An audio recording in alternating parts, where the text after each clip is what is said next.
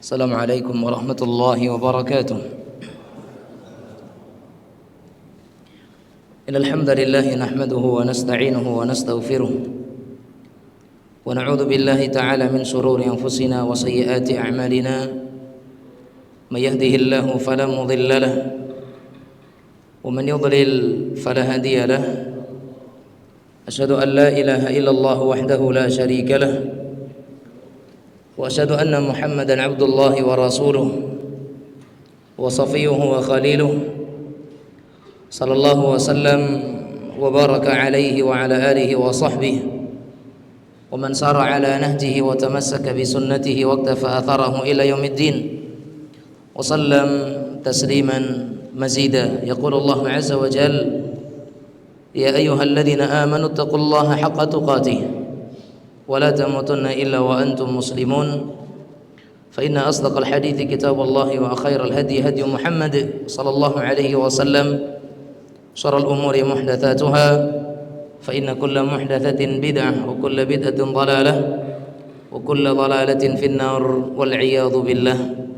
Kaum muslimin muslimat, hadirin hadirat rahimanillah wa iyyakum, kita bersyukur kepada Allah Azza wa Jalla atas limpahan nikmat dan karunia yang Allah Subhanahu wa taala berikan, yang dengan kenikmatan itu jualah seorang muslim bisa mendekatkan dirinya kepada Allah di dalam berbagai nilai-nilai ketaatan dan ibadah. Dan di antara ibadah yang paling dicintai oleh Allah Azza wa Jalla, ketika seorang hamba mereka mendekatkan dirinya kepada Allah dengan perkara-perkara yang wajib. Falillahil hamd. Di kesempatan sore dan malam hari ini, Allah Azza wa Jalla izinkan kita bersama untuk bisa melaksanakan salah satu dari perkara yang diwajibkan olehnya, yaitu bersama-sama kita menghadiri seruan dan panggilan Allah untuk melaksanakan salatul maghrib dengan jamaah, dan kemudian kita sama-sama duduk di hadapan ayat-ayat Allah dan hadis-hadis Rasulullah sallallahu alaihi wa alihi wa sahbihi wa sallam. Karena Al-Imam Syafi'i rahimahullah, beliau menyatakan tidak ada perkara yang lebih afdal setelah perkara yang fardu selain daripada seseorang itu berada dalam majlis ilmu. Dan tentunya seorang muslim ketika Allah Azza wa Jalla mudahkan dirinya untuk duduk dalam majlis, ini adalah merupakan kenikmatan di atas kenikmatan yang lain. Dan semoga Allah Azza wa Jalla menjadikan kenikmatan ini senantiasa ada dan senantiasa berkesinambungan, dan terus Allah Subhanahu wa taala jadikan hati-hati kita itu cenderung kepada majelis ilmu dan cinta kepada ilmu. Dan semoga Allah Azza wa Jalla pertemukan kita bersama dengan orang-orang yang mereka senantiasa memuliakan ilmu dan dimuliakan oleh ilmu. Salawat dan salam terlimpah tercurah kepada Nabi yang kita cintai, Rasul kita yang kita muliakan, Muhammad sallallahu alaihi wasallam. Dan semoga salawat dan salam terlimpah tercurah kepada istri-istri beliau, keturunan beliau, dan seluruh sahabat-sahabat beliau ridwanullahi alaihim ajma'in, dan kepada semua umat manusia yang mereka berusaha untuk senantiasa istiqamah meniti jalan dan sunnah beliau sallallahu alaihi wasallam. Ikhwan dan akhwat, kaum muslimin dan muslimat yang dirahmati oleh Allah Azza wa Jalla, ini adalah kedua kalinya kita sama-sama berkumpul di dalam kajian di Masjid At-Taqwa ini, dan semoga Allah Azza wa Jalla jadikan apa yang kita amalkan dan duduknya kita di sini semata-mata hanya untuk mendapatkan ridha dan ikhlas karena Allah Azza wa Jalla. Dan semoga Allah Azza wa Jalla membalas kita dengan sebaik-baiknya balasan, dengan apa-apa yang Allah Subhanahu wa taala sediakan di sisinya berupa kenikmatan-kenikmatan yang belum pernah dilihat oleh mata, tentang hakikatnya belum pernah dilihat oleh mata dan didengar oleh telinga, tentang bagaimana sebenarnya surga Allah Subhanahu wa taala. Dan kita hanya bisa berharap semoga Allah Azza wa Jalla kumpulkan kita bersama dengan para nabiyin, para syuhada, para siddiqin, dan orang-orang yang saleh, dan mereka itu adalah sebaik-baik teman bagi kita bersama. Kaum muslimin muslimat yang dirahmati oleh Allah Azza wa Jalla, dalam sebuah ayat Allah Subhanahu wa taala nyatakan inna fi ikhtilafil laili wan nahar wama khalaqallahu fis samawati wal ardi laayatin liqaumi yaqilun liqaumi yattaqun. Allah Subhanahu wa taala menyatakan sesungguhnya pada pergantian malam dan siang dan pada apa-apa yang Allah Subhanahu wa taala ciptakan di bumi ini terdapat tanda-tanda kekuasaan Allah Subhanahu wa taala bagi orang-orang yang mereka bertakwa. Allah juga nyatakan inna fi khalqis samawati wal ard wa ikhtilafil laili wan nahari laayatin liulil albab. Sesungguhnya pada penciptaan langit dan bumi dan pada bergantinya malam dan siang terdapat padanya itu tanda-tanda kebesaran Allah Subhanahu wa taala bagi orang-orang yang berakal. Yuqallibullahu al-laila wan nahar inna fi dzalika laayatin inna fi dzalika la'ibratan liulil absar. Kata Allah Azza wa Jal, dialah Allah yang mempersilih gantikan malam dan siang, dan yang sesungguhnya pada hal itu semuanya terdapat ibrah, pelajaran bagi orang-orang yang memiliki penglihatan. Kaum muslimin muslimat sekalian yang dirahmati Allah Azza wa Jal, Allah Subhanahu wa taala pergantikan hari demi hari, malam kepada siang, siang kepada malam, pekan demi pekan terus bergantian, bulan demi bulan datang menggantikan yang sebelumnya, tahun ke tahun. Demikianlah hari-hari bagi seorang muslim. Dan Allah Azza wa Jalla pertemukan seseorang dengan dari tahun sebelumnya kepada tahun yang berikutnya. Allah pertemukan seseorang dengan Dzulhijjah, kemudian Allah tutup dan pertemukan dia dengan Muharram. Dan begitulah hari-hari dalam bagi kehidupan seorang muslim. Dan Nabi kita sallallahu alaihi wasallam pernah menyatakan dalam sebuah hadisnya, sesungguhnya bilangan tahun di sisi Allah Azza wa Jalla itu ada 12 bulan, dan padanya itu ada 4 bulan haram, yang 3 itu berkesinambungan berturut-turut, Dzulqa'dah, Dzulhijjah, Muharram, dan yang satunya terpisah, bulan Rajab, terletak antara Jumada Tsaniyah dengan Sya'ban. Dan hari ini ma'asyiral muslimin, kita berada di malam yang keempat bulan Muharram 1447 Hijriah. Dan tentunya seorang muslim ketika dipertemukan oleh Allah Subhanahu wa taala dengan bulan Muharram ini, kita sama-sama tahu bahwasanya bulan Muharram adalah merupakan bulan yang dimuliakan oleh Allah Azza wa Jalla. Bulan Muharram adalah merupakan bulan yang Allah Subhanahu wa taala peruntukkan di dalamnya berbagai kemuliaan-kemuliaan dan keutamaan-keutamaan, karena Allah Subhanahu wa taala menjadikan bulan haram ini disebutkan oleh Nabi sallallahu alaihi wasallam sebagai bulan Allah.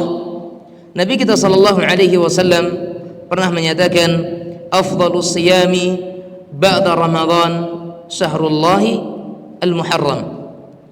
Sebaik-baik puasa bagi seorang muslim setelah bulan Ramadan adalah berpuasa di bulannya Allah, yaitu Al-Muharram. Dalam hadis ini Nabi sallallahu alaihi wasallam menyebut Muharram dengan Syahrullah, bulannya Allah.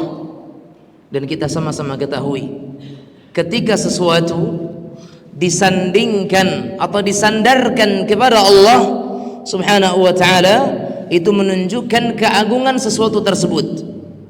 Di antara bentuknya adalah Baitullah, rumah Allah, yaitu Ka'bah al-Musharrafah. Kita tahu masjid Allah itu banyak, tapi Baitullahil Ka'bah al-Musharrafah ketika dia disebut dengan Baitullah, maka dia menunjukkan akan agungnya Ka'bah dibandingkan dengan masjid-masjid yang lainnya.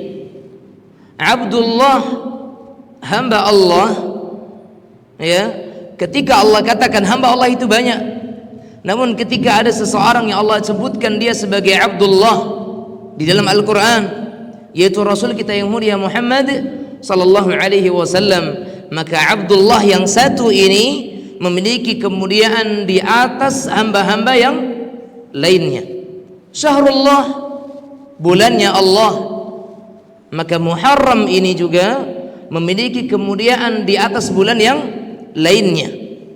Maka kita lihat bagaimana Nabi kita sallallahu alaihi wa ala alihi wa sahbihi wasallam Sebagaimana disebutkan oleh Imam An-Nawawi rahimahullah ketika beliau menafsirkan hadis Syahrullah al-Muharram, bulannya Allah yaitu al-Muharram, kata beliau rahimahullah, hadis ini menunjukkan bahwa Muharram adalah bulan yang paling mulia untuk melaksanakan puasa sunnah.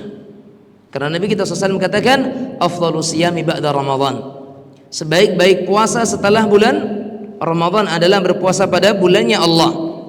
Al-Imam As-Suyuti rahimahullahu ta'ala, beliau menyatakan dinamakan dengan Syahrullah, Muharram ini disebut dengan Syahrullah, itu dinamakan karena dia ini merupakan bulan yang berbeda dengan bulan-bulan yang lainnya.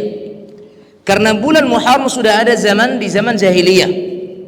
Bulan Muharram itu sudah dikenal dari zaman jahiliyah.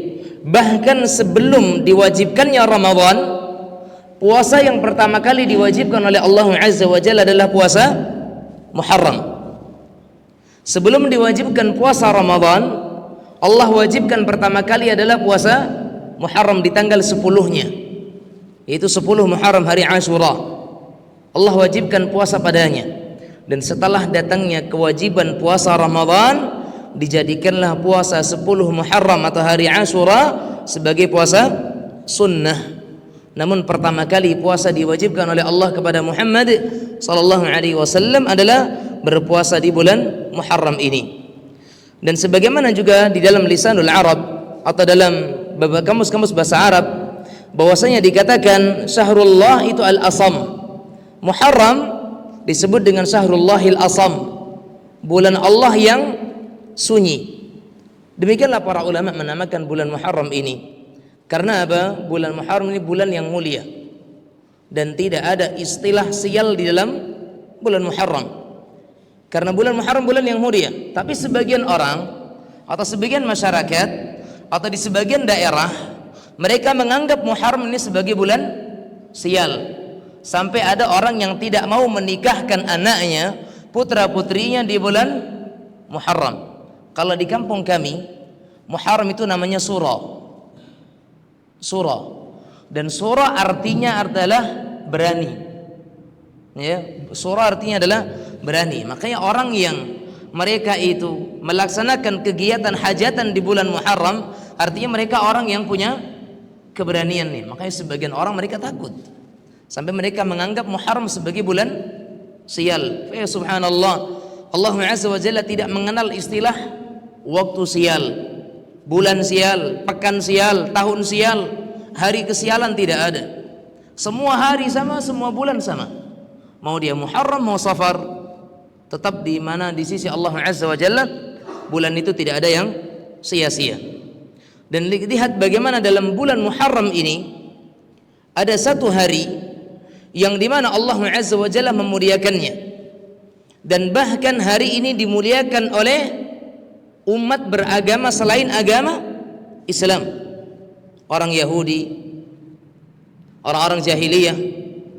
Sebagaimana diriwayatkan oleh Ibnu Abbas radhiyallahu taala anhuma, lamma qadima al-Madinah wajadahum yasumuna yauma. Ketika Rasulullah sallallahu alaihi wasallam datang ke kota Madinah, maka beliau sallallahu alaihi wasallam mendapati orang-orang Madinah itu mereka berpuasa pada suatu hari. Maka ketika itu Nabi SAW bertanya kepada orang-orang Yahudi, ya, ketika Nabi bertanya, ngapain kalian berpuasa di hari ini? Maka mereka berkata, hadza yaumun azim. Ini adalah hari yang agung bagi kami, kata orang-orang Yahudi. Wa huwa yaumun najjallahu fihi Musa. Karena hari ini Allah Subhanahu wa taala menyelamatkan Musa dan Banu Israel dari kejaran Fir'aun. Wa aghraqa ala Fir'aun, dan di hari ini pula Allah Subhanahu wa taala membinasakan atau menenggelamkan Fir'aun. Fasama Musa syukran lillah. Maka di hari ini pula lah dalam kitab kami orang-orang Yahudi, Nabi Musa 10 Muharram beliau berpuasa sebagai bentuk syukurnya kepada Allah Azza wa Jalla. Maka Nabi Muhammad SAW menyatakan apa? Ana aula bi Musa minhum. Kata Rasulullah SAW, ana aula bi Musa minhum. Kata Nabi kita sallallahu alaihi wasallam, kami itu lebih berhak untuk menghormati Musa dibandingkan mereka orang-orang Yahudi. Fasamahu wa amara bisiyamihi. Maka akhirnya Rasulullah sallallahu alaihi wasallam berpuasa di hari itu 10 Muharram dan memerintahkan umatnya untuk berpuasa di hari tersebut. Dan para ulama menyatakan bahwasanya bulan Muharram adalah bulan yang paling mulia setelah bulan Ramadan. Walaupun di sana ada Dzulhijjah. Di sana ada Dzulhijjah. Tapi kita tahu Dzulhijjah kemuliaannya ada pada 10 hari pertama. Ini Dzulhijjah. Adapun kalau kita berbicara bulan secara keseluruhan dari awal hingga akhirnya, menempati posisi pertama adalah Ramadan. Iya, jelas. Bahkan Ramadan semakin ke belakang semakin baik. Ini Ramadan. Setelah Ramadan itu bulan Muharram. Kalau kita berbicara secara keseluruhannya. Tapi kalau Dzulhijjah, iya. Dzulhijjah bahkan dia lebih baik daripada Ramadan. Tapi dia hanya pada 10 hari pertamanya, tidak secara full. Adapun kalau kita berbicara satu bulan secara full dari awal hingga akhir, maka yang terbaik adalah Ramadan, kemudian Muharram. Bulan ini, bulan Muharram. Sampai Al-Hasan Al-Basri rahimahullahu taala beliau menyatakan, "Innallaha iftataha as-sanata bi syahri haramin wa khatamaha bi syahri haramin, falaysa syahrun fi as-sanati ba'da syahri Ramadan a'zamu 'indallahi minal Muharram." Wa kana yusamma syahrullahil asam min shiddati tahrimihi. Kata Imam Al-Hasan Al-Basri rahimahullah bahwa sesungguhnya Allah mengawali tahun Hijriyah dengan bulan haram, dan Allah Azza wa Jalla mengakhiri tahun Hijriyah dengan bulan haram, dan tidak ada bulan dalam satu tahun yang lebih mulia setelah Ramadan selain daripada bulan Muharram. Dan bulan Muharram ini dinamakan dengan Syahrullahil Asam, bulan Allah yang sunyi, min syiddati tahrimihi, karena sangat mulianya bulan ini. Makanya istilah bulan haram itu bukan haram. Orang kita kan haram dikatakan haram, sehingga orang bertanya-tanya kenapa dinamakan dengan bulan haram. Tapi istilah haram dalam bahasa Arab, haramun itu artinya adalah mulia, ya, istimewa, itu haram. Maka ada istilah haramul makki, haramul madani, tanah haram Makkah dan Madinah, artinya adalah dua kata mulia. Orang kita bilang dua kata suci, ya, khadimul haramaini syarifain, ya, khadim, pelayan dua kata suci dan mulia. Makanya dikatakan haram itu bukan haram, tapi kota yang suci, mulia. Maka syahrul haram, bulan haram artinya adalah bulan yang mulia. Oleh karenanya jemaah sekalian yang dirahmati oleh Allah tabaraka wa taala, di bulan haram ini atau di bulan Muharram ini ada kebaikan besar, tapi juga terkumpul padanya berbagai kemungkaran yang banyak. Di bulan Muharram ini di samping Rasulullah mengajarkan berbagai ibadah, tapi ternyata di sana banyaknya tersebar kemungkaran, amalan-amalan yang terkadang dianggap sebagai ritual ibadah, sementara Nabi SAW tidak pernah mengajarkan hal tersebut kepada para sahabatnya ridwanullahi alaihim.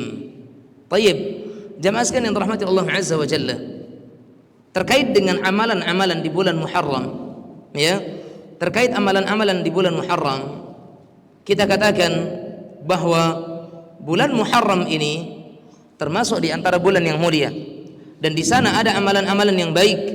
Di antaranya tadi di awal kita sebutkan hadis Nabi SAW, sebaik-baik puasa setelah Ramadan adalah berpuasa di bulan Muharram. Berarti amalan yang paling utama dilakukan di bulan Muharram adalah puasa sunnah. Bagaimana caranya? Perbanyak. Bagaimana caranya? Perbanyak. Karena tadi kita katakan sunnah memperbanyak puasa di bulan Muharram. Bisa dengan dia berpuasa Nabi Daud, atau 3 hari di bulan itu, atau mungkin dia bisa jadi berpuasa 1 hari, berbuka 2 hari, berpuasa 2 hari, berbuka 1 hari. Maka tidak aturan tetapnya, tidak ada aturan secara mengikat. Semuanya bisa dikerjakan. Karena ini adalah bulan untuk memperbanyak puasa sunnah. Tidak ada ketetapan tentang tata cara dari Rasulullah sallallahu alaihi wa ala alihi wasallam. Bahkan kata Abdullah bin Abbas radhiyallahu taala anhuma, "Ma ra'aitu an-nabiy sallallahu alaihi wasallam yataharra siyama yawmin fuddilat ala ghairihi illa hadha al-yawm, yawm Ashura, wa hadha ash-shahr yani syahrul Muharram, syahrul Ramadan." Kata beliau, aku tidak melihat Rasulullah SAW memilih 1 hari untuk berpuasa yang beliau unggulkan selain daripada berpuasa di hari ini, yaitu hari Ashura 10 Muharram, dan berpuasa penuh di suatu bulan selain daripada bulan Ramadan. Dan hari Ashura ini jemaah sekalian, berbicara tentang hari Ashura 10 Muharram, Abu Musa al-Asy'ari radhiyallahu taala anhu, beliau pernah menyatakan, kana yaum Ashura ya ta'udduhu al-yahudu 'idan. Qala an-nabiy sallallahu alaihi wasallam fasumuhu antum. Kata Abu Musa, orang-orang Yahudi dahulu mereka menjadikan hari 10 Muharram ini sebagai hari raya. Dahulu orang-orang Yahudi menjadikan 10 Muharram sebagai hari raya. Maka Rasulullah SAW menyatakan fasumuhu antum, maka berpuasalah kalian di hari 10 Muharram ini. Dari Qatadah radhiyallahu an, su'ila Rasulullah sallallahu alaihi wasallam an shaum yaum Ashura. Nabi Muhammad SAW pernah ditanya tentang puasa hari Ashura, maka Nabi katakan kafaratu sanah.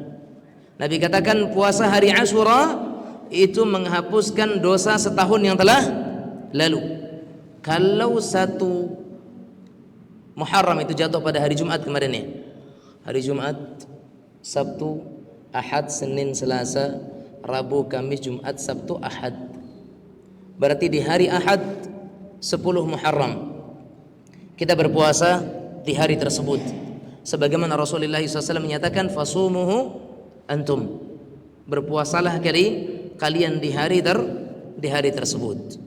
Nah, dan tadi kita sudah katakan bahwasanya Nabi kita Muhammad SAW ketika mendatangi kota Madinah, beliau mendapatkan orang-orang Yahudi mereka berpuasa di suatu hari. Maka Nabi Muhammad SAW menyatakan, kenapa kalian berpuasa di hari ini? Mereka menyatakan, di hari ini Allah menyelamatkan Musa, Allah menyelamatkan Bani Israel, dan Allah tenggelamkan Fir'aun dan bala tentaranya. Maka Nabi kita katakan, nahnu ahaqqu bi Musa, atau antum ahaqqu bi Musa minhum, kalian dan kita umat Islam lebih berhak untuk menghormati Musa dibandingkan mereka orang-orang Yahudi. Naam.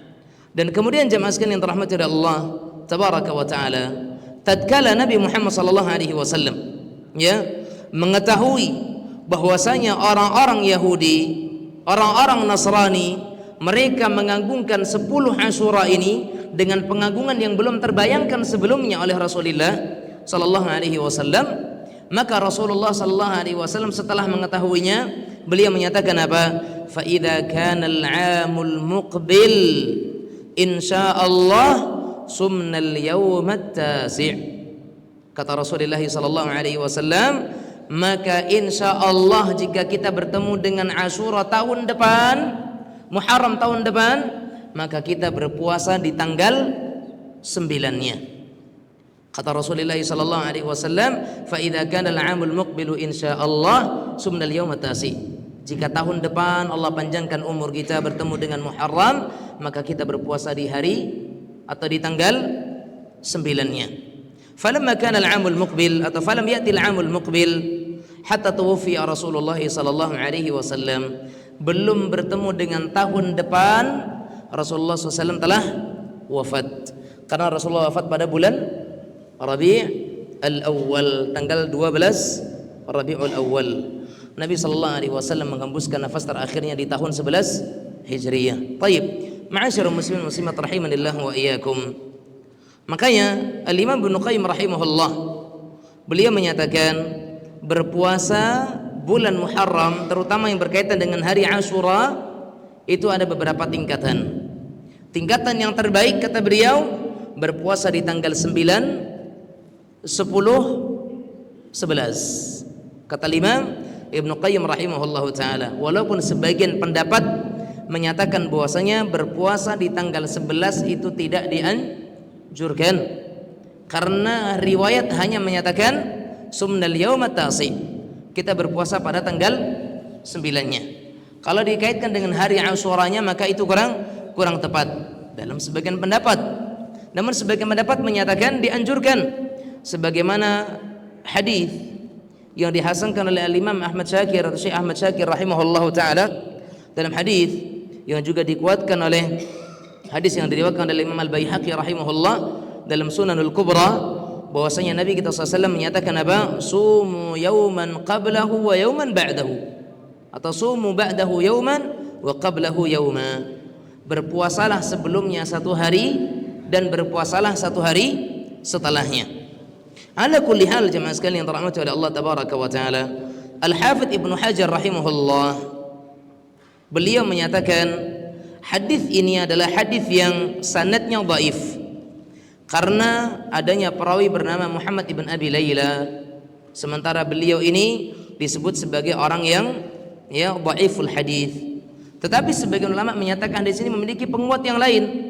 Ala kulli hal, sekalipun hadis yang menyatakan sumu yauman qablahu wa yauman ba'dahu itu sebagian mengatakan hadisnya dhaif, tetapi hadis ini tetapi seseorang boleh tetap berpuasa di tanggal 9, 10 dan 11-nya. Kenapa? Dalam rangka menyelisihi puasanya orang-orang Yahudi dan orang-orang Nasrani. Karena mereka menganggungkan hari itu saja. Ketika seseorang tidak sempat berpuasa satu hari sebelumnya, maka dia bisa mencari berpuasa di satu hari setelahnya, supaya tidak menyendiri 10 Asyura tersebut. Karena jika seseorang itu berpuasa di hari 10-nya saja, maka saya katakan seolah-olah itu di sebagian anggapan ulama itu seperti puasanya orang-orang Yahudi, dan kita tidak berhak atau kita tidak pantas untuk menyamai puasanya ahli kitab, sehingga kita disyariatkan untuk berpuasa satu hari sebelumnya, atau kalau tidak bisa maka berpuasa satu hari setelahnya. Sebagian ulama menyatakan puasa Asyura ada beberapa tingkatan. Tingkatan yang terbaik ini di sebagian ulama, sebagaimana Ibnu Qayyim rahimahullah menyatakan puasa yang terbaik puasa 3 hari, 9, 10, 11. Sebagian lagi mengatakan yang terbaik 2 hari, 9, 10. Kemudian yang kedua yang terbaik adalah 10, 11. Bukan digabung ketiga-tiganya. Pertama 9, 10. Kalau nggak bisa maka 10, 11. Pada tingkatan yang ketiga berpuasa pada tanggal 10-nya saja. Yang menjadi pertanyaan adalah bagaimana hukum berpuasa di tanggal 10 saja? Apakah sampai jatuh kepada hukum makruh, ataukah tetap jaiz, boleh tanpa ada hukum makruh? Kan ini yang menjadi pertanyaan. Sebagian ikhwah atau sebagian kawan-kawan kita masih memandang sinis ketika ada orang yang puasanya hanya sebatas di tanggal 10-nya saja. Kok puasanya tanggal 10-nya saja? Emang nggak dengar hadis kita disunahkan berpuasa di tanggal 9-nya saja? Seolah-olah tanggal 9 menjadi perkara yang harus. Sementara kita katakan, ada nggak yang harus di sini? Ada nggak yang harus puasa di hari-hari itu? Nggak ada yang harus, karena berpuasa 10-nya saja hukumnya sunnah, apalagi yang tanggal 9-nya. Nah, yang saya pernah ketemu sebagian ikhwah begitu, ketika melihat temannya berpuasa di tanggal 10-nya saja, sampai ada Ustaz, orang itu berpuasa tanggal 10 saja, gimana puasanya? Sah atau tidak? Subhanallah, tidak ada kaitan antara puasa 9 dan 10 membatalkan yang lainnya. Tidak berpuasa di tanggal 9 kemudian batal puasanya tanggal 10. Nggak ada istilah demikian. Para ulama tidak ada yang menyatakan demikian. Sehingga pertanyaan mengatakan bagaimana orang yang berpuasa di tanggal 10 dan tidak berpuasa di tanggal 9-nya, apakah puasanya sah? Maka ini pertanyaan yang nyeleneh. Karena Nabi Muhammad SAW dan para ulama tidak ada yang membahas masalah sah dan tidak sahnya puasa. Mereka hanya membahas mana yang sisi afdalnya. Itu saja. Enggak ada yang membahas masalah sah dan tidak sahnya. Sehingga orang yang berpuasa di tanggal 10 saja hukumnya sah. Sebagian ulama menyatakan hukumnya makruh. Dan ini pendapat Syekh bin Baz rahimahullah. Syekh bin Baz menyatakan hukumnya makruh bila seseorang berpuasa di tanggal 10-nya saja tanpa ada niat dan tanpa ada keinginan untuk berpuasa di tanggal 9-nya, hukumnya makruh. Sementara ulama yang lain menyatakan hukumnya tidak makruh. Akan tetapi yang lebih baik, wallahu taala a'lam, ketika Nabi mengatakan khaliful majus atau khaliful musyrikin, selisihilah oleh kalian itu orang-orang musyrik, maka tidak perlu kita melihat kepada apakah hadis yang menyatakan sumu yauman qablahu wa yauman ba'dahu dhaif ataupun sahih. Tidak pun kita menoleh kepada hadis tersebut, kita mengambil kepada hadis yang para ulama menyatakan hadisnya sahih, menyelisihi orang-orang Yahudi itu disyariatkan. Sehingga mau dalam puasa, mau dalam ibadah, apapun itu, maka kita selisihi orang-orang Yahudi. Tapi satu hal yang saya perlu jelaskan lagi. Sebagian orang sinis memandang yang berpuasa di tanggal 10 saja. Kenapa? Karena dia katakan berarti dia menyerupai orang-orang Yahudi. Sementara ini orang terkadang dia mengabaikan sahur. Sementara orang yang berpuasa tidak makan sahur juga sama dengan puasanya ahli kitab. Paham nggak? Dia pengen menilai seseorang, misalkan nih, puasanya cuma tanggal 10 saja. Ya, puasanya orang-orang Yahudi mirip dengan puasanya ahli kitab. Sementara yang berkomentar ini ketika dia puasa dia tidak sahur. Dia menilai seseorang dengan puasanya ahli kitab, sementara dia sendiri jatuh seperti dengan puasanya ahli kitab. Sehingga jemaah sekalian, kalau memang kita ingin mengamalkan sunnah ya jangan separuh-separuh. Artinya totalitas lah. Nabi katakan faslu ma baina siyamina wa siyami ahli kitab akratus sahur.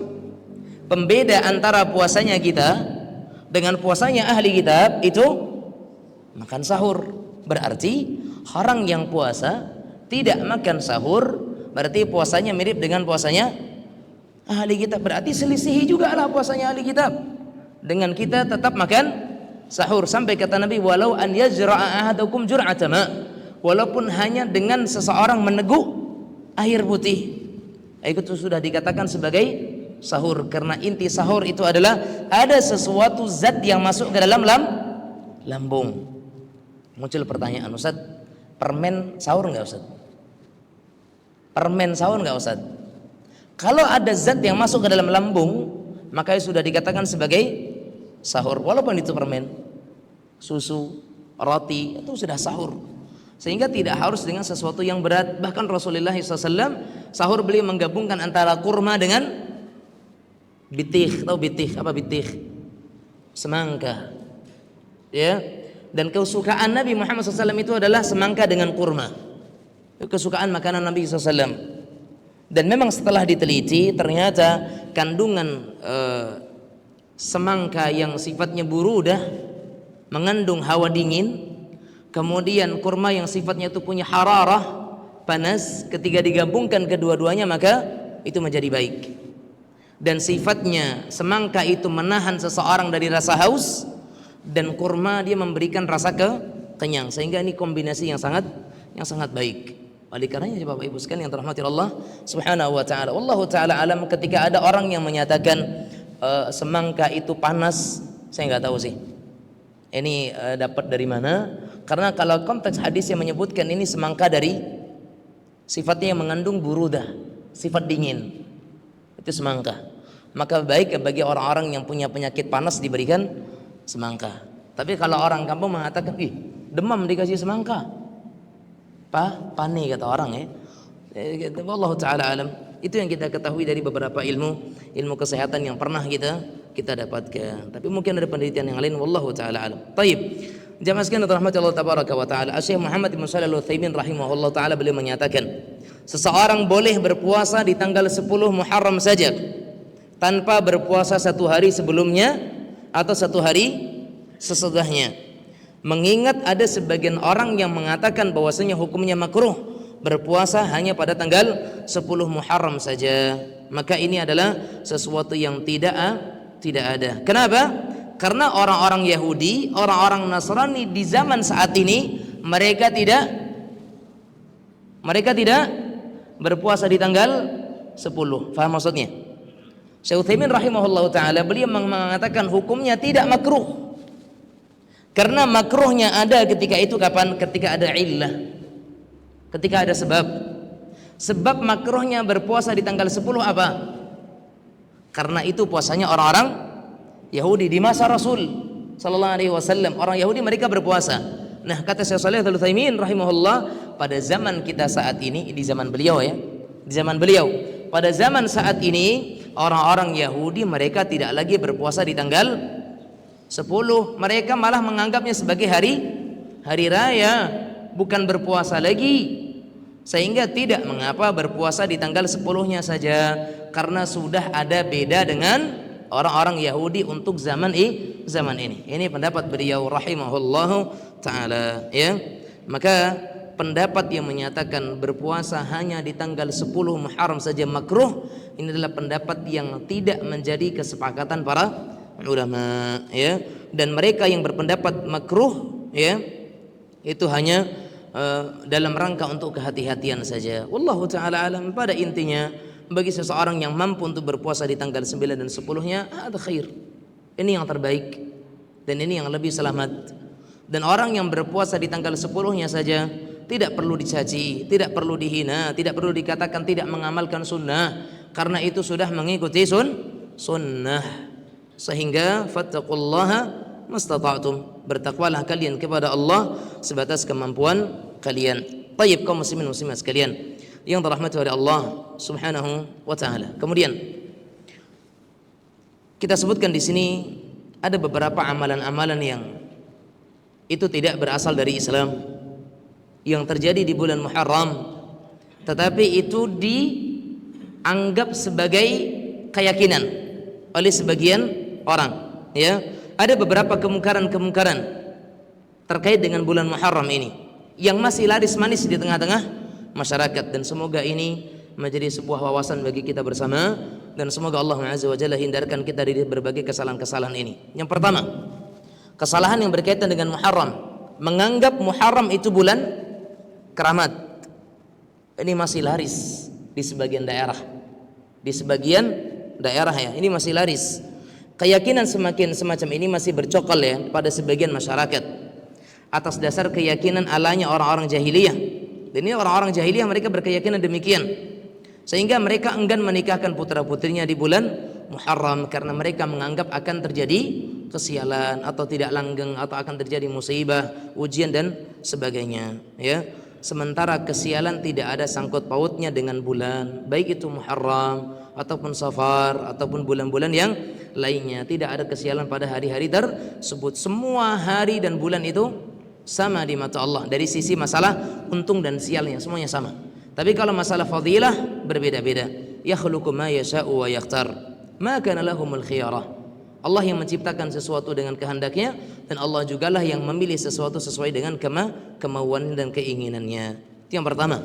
Keyakinan bulan Muharram bulan keramat itu salah, dan ini masih terjadi dan masih laris di sebagian masyarakat. Yang kedua, kesalahan yang kedua terkait dengan Muharram adalah doa di awal tahun. Doa di awal tahun. Sebagian orang mengkhususkan doa di awal tahun atau mengkhususkan puasa di awal tahun. Ya, doa di awal tahun enggak ada. Makanya dari Syekh Bakar ibn Abdullah bin Zaid rahimahullahu taala beliau menyatakan tidak ada di dalam syariat agama kita ini sedikit pun doa ataupun zikir untuk awal tahun. Dan manusia zaman sekarang ini sudah banyak membuat perkara-perkara yang bid'ah berupa doa atau zikir atau tukar menukar ucapan selamat berkaitan dengan awal tahun Hijriyah. Sementara itu tidak ada ucapan selamat dalam agama kita hanya pada hari raya Idul Fitri dan hari raya Idul Adha. Walaupun ada segelintir yang mengatakan hukumnya boleh-boleh saja, tetapi ini kurang tepat. Karena ketika terjadi tahun baru, itu berarti jatah kita semakin berkurang. Ketika bertemu dengan tahun baru, jatah hidup kita semakin berkurang. Berarti harusnya senang, ucapan selamat, atau malah bersedih? Harusnya semua kita bersedih, karena jatah hidup kita berkurang. Setiap hilang satu hari, berarti berkurang jatah kita satu hari. Ketika bertemu dengan Senin lagi misalkan, berarti sudah hilang satu pekan.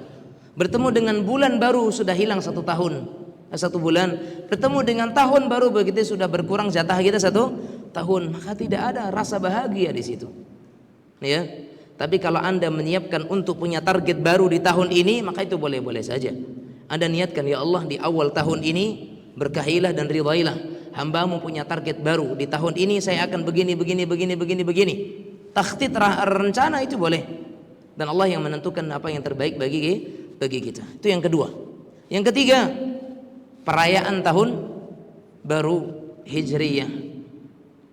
Perayaan tahun baru Hijriyah, dan tidak dilakukan lagi, ini perkara yang bid'ah, perkara yang baru dalam agama, karena tidak ada sama sekali keterangan dalam as-sunnah anjuran untuk mengadakan peringatan tahun baru Hijriyah, walaupun dengan makan-makan, dengan bakar-bakaran, ya. Tidak ada sunnahnya dari Nabi kita sallallahu alaihi wa ala alihi wasallam. Dan ini termasuk di antara as-sayyi'at, muhdatsat, perkara yang diada-adakan, perkara yang dibuat-buat, yang itu menjadi perkara yang baru dalam agama. Kemudian yang keempat, perkara yang mungkar di dalam bulan Muharram ini adalah puasa di awal tahun baru Hijriyah. Berpuasa di awal tahun baru Hijriyah. Memang ada hadis yang menyatakan, man shama akhira yaumin min dzulhijjah wa awwala yaumin min al-muharram faqad khatama as-sanata al-madiyata bi shaum wa iftataha as-sanata al-mustaqbalati bi shaum wa ja'ala Allahu lahu kafaratan 50 sanah. Ada hadis yang menyatakan, barang siapa yang berpuasa di akhir Dzulhijjah, kemudian dia berpuasa di awal tahun bulan Muharram, maka sungguh dia telah menutup 2 tahun dengan kebaikan, dengan puasa, dan dia telah mengawali tahun dengan puasa. Maka dengan itu Allah menjadikan itu sebagai penebusan dosa selama 50 tahun. Percaya enggak? Salah satu di antara ciri-ciri hadis dhaif, ya, atau di antara ciri-ciri hadis yang palsu, itu secara matan aneh, ya, secara matannya aneh. Belum pernah kita dapati Rasulullah SAW menyebutkan dalam satu pun hadis terkait dengan puasa yang senilai dengan 50 tahun dosa kita dihapuskan. Puasa Arafah berapa tahun? Setahun yang terlalu, setahun yang akan datang. Muharram, Asyura, setahun yang telah berlalu. Sekarang satu hari terakhir Dzulhijjah, satu hari awal Muharram, dosanya 50 tahun diam. Ini aneh. Nah, ini ciri-ciri hadis palsunya.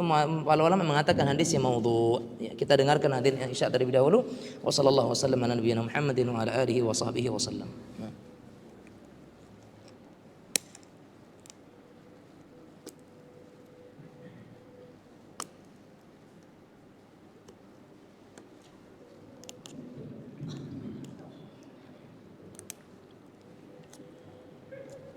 Allahu Akbar, Allahu Akbar,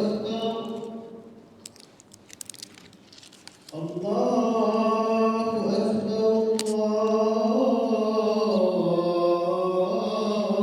Akbar.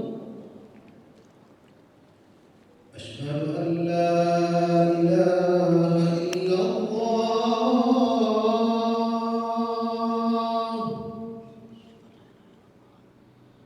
Asyhadu an la ilaha illallah.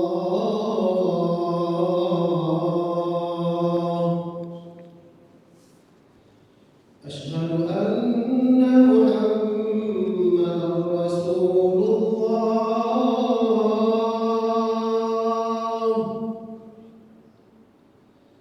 Asyhadu anna Muhammadar Rasulullah.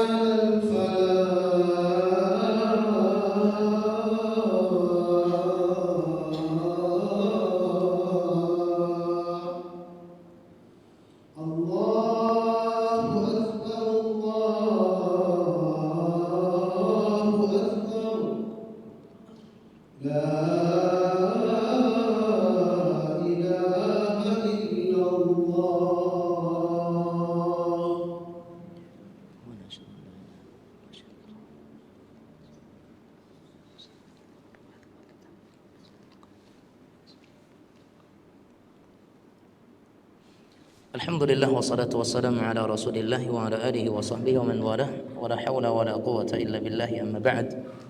Kaum muslimin muslimat yang dirahmati oleh Allah Azza wa Jalla, kemudian kemungkaran berikutnya adalah menghidupkan malam hari Asyura. Kemungkaran berikutnya adalah menghidupkan malam hari Asyura. Dan sangat banyak sekali kemungkaran-kemungkaran dan bid'ah-bid'ah, perkara-perkara yang muhdatsah yang dibuat-buat ya pada hari Asyura. Mulai di malam harinya, banyak di antara manusia-manusia yang mereka menghidupkan malam hari ini, baik dengan salat, dengan doa, dengan zikir, berkumpul-kumpul, ya. Dan perkara ini jelas adalah perkara yang dibuat-buat, perkara yang dibuat-buat dan tidak ada satupun syariat yang menganjurkan perkara ini. Bahkan sebagian ulama mengatakan apa? Termasuk di antara bentuk bid'ah adalah zikir dan doa yang dilakukan oleh para orang-orang di malam Asyura, mengkhususkan doa di malam hari itu dengan doa-doa dan nama-nama yang mana konon katanya orang-orang yang dahulu mereka mengatakannya, barang siapa yang membaca doa ini maka tidak akan mati di tahun tersebut. Siapa yang membaca doa ini maka dia tidak akan mati di hari itu. Atau yang membaca surah Al-Quran yang disebutkan dalam surat itu nama Nabi Musa, ya, maka dia akan begini dan begitu. Semuanya berasalkan dari hadis-hadis yang maudhu', hadis-hadis yang palsu. Begitu juga kemungkaran yang terjadi salat Asyura. Dan ini ada di sebagian daerah yang mereka masih mengagungkan hari Asyura. Tanggal 10 Muharram mereka melaksanakan salat, dan salat ini dikerjakan antara zuhur dan asar waktunya. Dikerjakan antara zuhur dan asar sebanyak 4 rakaat. Di setiap rakaat membaca Al-Ikhlas 10 kali, kemudian Al-Falaq 5 kali, An-Nas 5 kali. Setelah itu membaca istighfar 7 kali. Kemudian berdiri lagi untuk rakaat yang berikutnya. Setelah salam 2 rakaat salam, atau dia akan 4 rakaat secara langsung. Setiap rakaatnya baca itu. Al-Ikhlas 10 kali, Al-Falaq 5 kali, Al-Nas 5 kali. Ada orang yang melakukan hal itu. Sementara ini tidak pernah ada riwayatnya, dan perawi hadis ini majhul, tidak dikenal. Gak ada satupun ulama hadis yang mengenal nama orang tersebut, sehingga hadisnya maudhu'. Dan Imam As-Suyuti menyebutkan dalam Al-Alailul Masnu'ah, ya, dan tidak boleh seseorang meriwayatkan hadis ini apalagi mengamalkannya, karena hadisnya hadis-hadis yang maudhu'ah, hadis-hadis yang palsu. Kemudian juga adanya orang-orang yang berdoa di hari Asyura. Ini juga kemungkaran. Ya, ada orang yang mereka berdoa dengan doa khusus di hari Asyura. Ya, hasbiyallahu wa ni'mal wakil, ni'mal maula wa ni'man nasir. Ini perkara yang muhdats. Ya, memang betul maknanya bagus, hasbunallahu wa ni'mal wakil. Ya, cukup kita Allah Azza wa Jalla, dan Allah adalah sebagus-bagus penjaga. Tayyib, Allah Azza wa Jalla betul demikian. Allah yang mencukupi kita, Allah yang menjaga kita. Nah, maknanya bagus, tapi penempatannya tidak tepat. Kenapa doa itu dikhususkan di 10 Asyura, di 10 Muharram, sementara hal itu tidak pernah ada dalilnya dari Nabi kita yang mulia alaihi salatu wassalam, dan Nabi Muhammad SAW tidak pernah mengajarkannya. Sahabat juga tidak pernah mengamalkannya. Tabi'in juga tidak pernah meriwayatkannya dari para sahabat, juga tidak pernah mengajarkan kepada generasi setelahnya. Tidak pernah disebutkan dalam hadis. Lemah apalagi sahih doa ini. Yang hadis lemah saya nggak pernah menyebutkan doa ini, apalagi yang sahih. Sehingga wallahu taala alam, memang masyarakat kita ini masih sangat mudah percaya dengan yang sifatnya doa-doa, padahal itu tidak ada riwayatnya. Fa subhanallahi taala, mudah-mudahan Allah Azza wa Jalla menjaga kita semuanya dalam hal ini. Tayyib.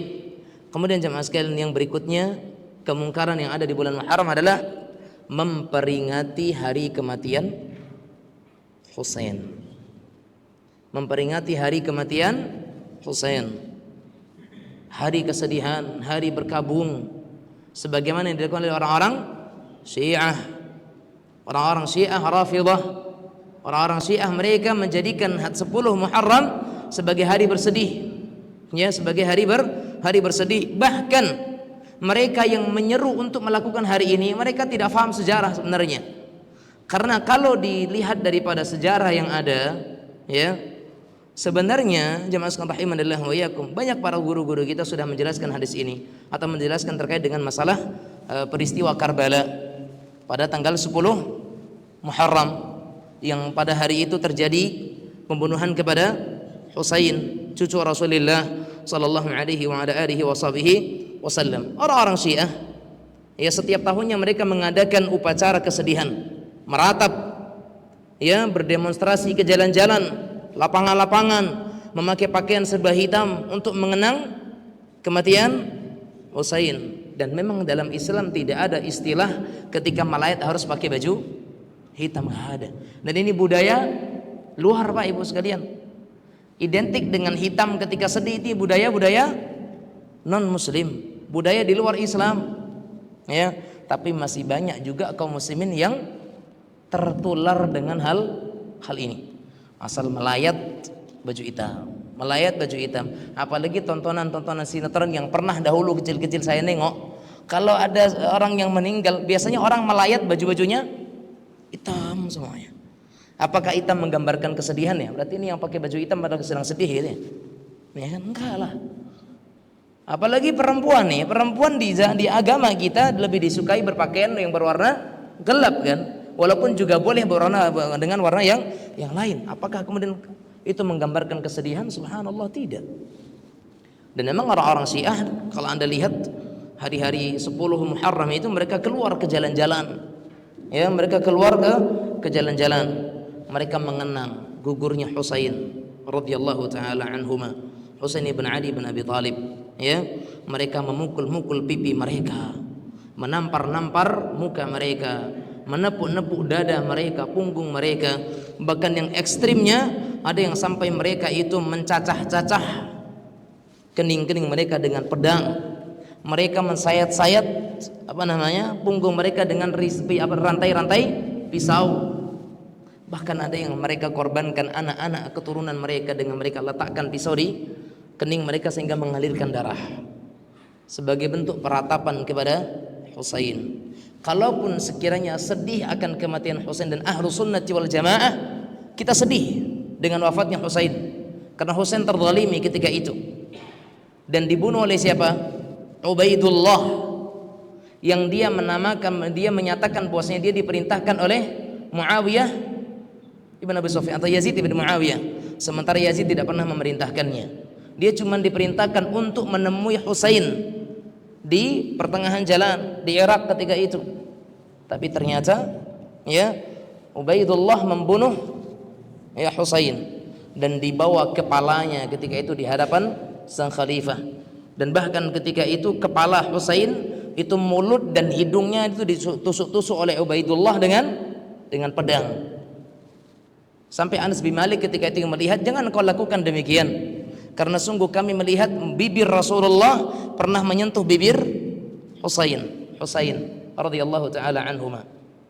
Ya, akhirnya dia angkat pisaunya dan tidak dilakukan. Tetapi jamaah sekalian rahimanillah wa iyyakum, kisah yang tersebar di tengah-tengah masyarakat terkait dengan peristiwa Karbala ini banyak yang diada-adakan, banyak yang dikarang-karang, ya. Lihat bagaimana pada peristiwa 10 Muharram ada yang mereka melakukan hal itu sendiri, mereka jalan di atas api, ya. Dan ini semuanya adalah kebodohan. Dan ada istilah ghadirhum di dalam agama mereka. Husain adalah cucu Rasulullah SAW. Kita cinta kepada beliau, kita mencintai beliau sebagaimana kecintaan Rasulullah SAW kepadanya. Bahkan Nabi Muhammad SAW menyatakan apa? Husainun minni wa ana min Husain, ahabballahu man ahabba Husainan, Husainun sibtun minal asbat. Kata Rasulullah SAW dalam hadis yang disahihkan oleh Al-Albani rahimahullah, Husain adalah bagianku dan aku bagian dari Husain, dan Allah mencintai siapa yang mencintai Husain, ya.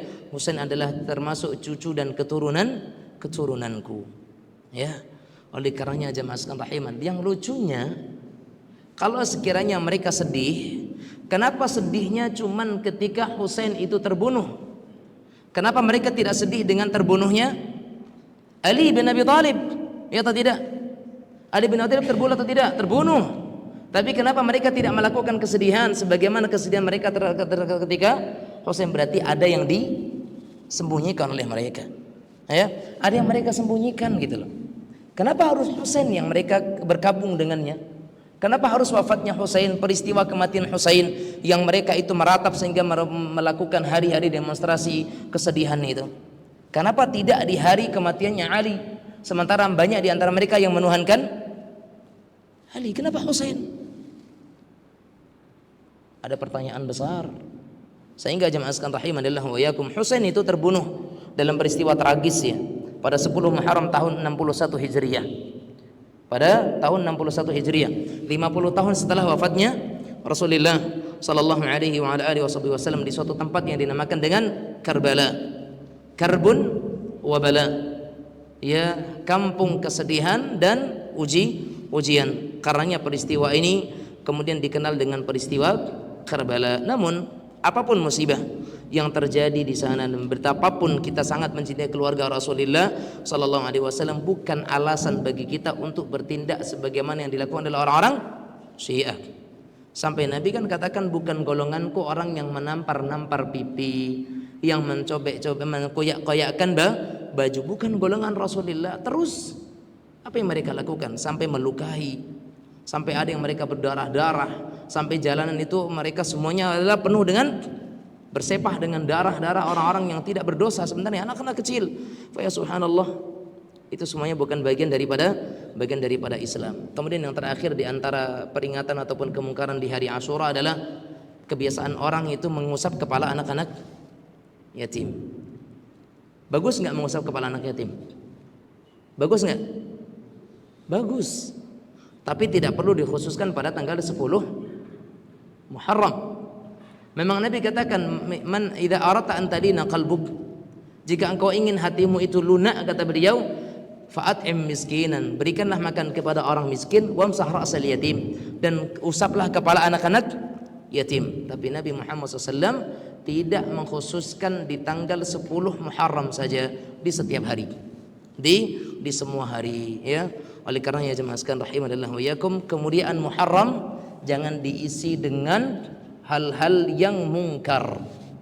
Kemuliaan Muharram jangan kita nodai dengan berbagai hal-hal yang muhdats, hal-hal yang baru dalam agama, tapi muliakan dia dengan kemuliaan sunnah Rasulullah sallallahu alaihi wasallam. Muliakan Muharram dengan kita amalkan apa-apa yang diamalkan oleh Nabi kita sallallahu alaihi wasallam, dan jangan lupakan berpuasa di tanggal 10 Muharramnya. Dan di antara hikmah kita berpuasa di tanggal 9 apa? Mana tahu hitungannya adalah meleset, kan begitu? Karena kalau tidak salah sekarang ini ada sedikit dua versi nih. Ada yang menganggap 1 Muharramnya Kamis, ada yang menghitungnya hari Jumat. Mana yang benar? Yang lebih tepat adalah Anda berpuasa di tanggal Sabtu, di hari Sabtu dan di hari Ahadnya. Kalaupun sekiranya tanggal 1-nya Kamis, kita dapat 10-nya di hari Sabtu. Tapi kalau sekiranya ternyata tanggal 1-nya di hari Jumat, berarti kita dapat 10-nya di hari Ahad, dan di tanggal 9-nya menjadi hari Sabtu. Wallahu taala, itu akan lebih aman dan itu akan lebih selamat. Wallahu taala alam. Saya rasa cukup di sini. Buka pertanyaan. Sudah cukup. Silakan kalau ada yang mau bertanya.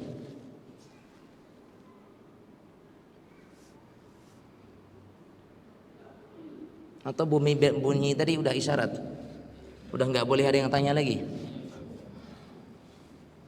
Baik, Bapak Ibu sekalian yang dirahmati Allah Azza wa Jalla, mudah-mudahan apa yang kita sampaikan bermanfaat, dan semoga Allah Subhanahu wa taala menjadikan pertemuan ini pertemuan yang Allah Subhanahu wa taala rahmati, dan Allah jadikan perpisahan kita nantinya perpisahan yang Allah Subhanahu wa taala hapuskan segala kesalahan yang ada di sana. Hadza wa sallallahu wa sallama ala nabiyyina wa habibina Muhammad wa ala alihi wa sahbihi wa sallam. Walhamdulillahi rabbil alamin. Wabillahi taufiq. Wassalamualaikum warahmatullahi wabarakatuh.